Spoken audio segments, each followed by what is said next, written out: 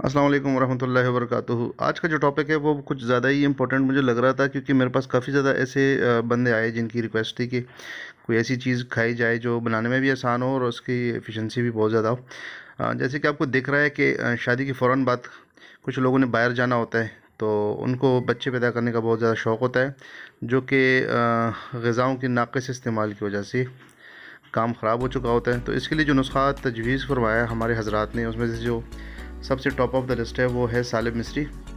ये आपने 50 ग्राम लेनी है। चेक करें इसको, ये ऐसी शक्ल में थी। आजकल ये बहुत ज़्यादा महंगी होती चली जा रही है, लिहाजा जितना जल्दी बना पाओ उतना ही बना के घर में रख लो, फ़ायदे में रहोगे। इसको कूटना थोड़ा मुश्किल है, लेकिन आप कोशिश करें सबसे पहले इसका पाउडर बना के अपने पास रख लें। सेकंड पे है सालिब पंजा।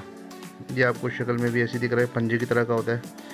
कीमत दोनों की सेम है। सब्ज़ इलायची आपको चाहिए होगी 50 ग्राम। इसमें सब्ज़ इलायची नहीं, इसमें कोशिश करें कि ब्राउन वाली इलायची ले लें। ये है जनाब मोस्टली सफ़ेद, हर दिल अजीज़ मोस्टली सफ़ेद, पूरी दुनिया जानती है इसको।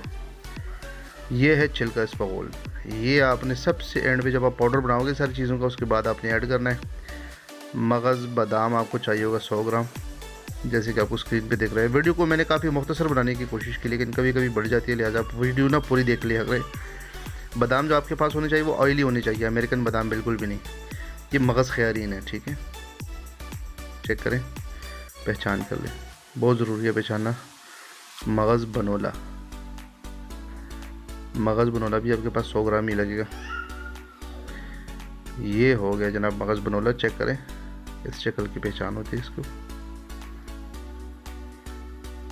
और ये है जापोता। अगर आप इसके मगज़ निकालने में कामयाब हो जाएं तो आप लकी रहेंगे। इसका मगज़ निकाल के अपने पास रख लें।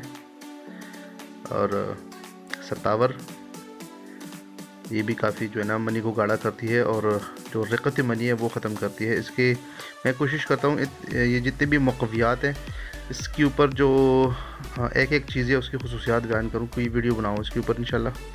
टाइम की कमी की वजह से मसले आ रहे हैं। मगज़ अखरोट, ये भी आपने लंगरी में कूटने हैं। अच्छा, एहतियात करें, जितने भी आपके पास मगज़ात हैं ना, ये आपने लंगरी में कूट के अपने इसका सफ़ूफ बना लेना है पहले। बाद में भले आप ग्राइंडर में डाल के इसको ग्राइंड करें, लेकिन अगर आपने इसको ग्राइंडर से ही काटना है तो आपने क्या करना है, गर्म नहीं करना इसको।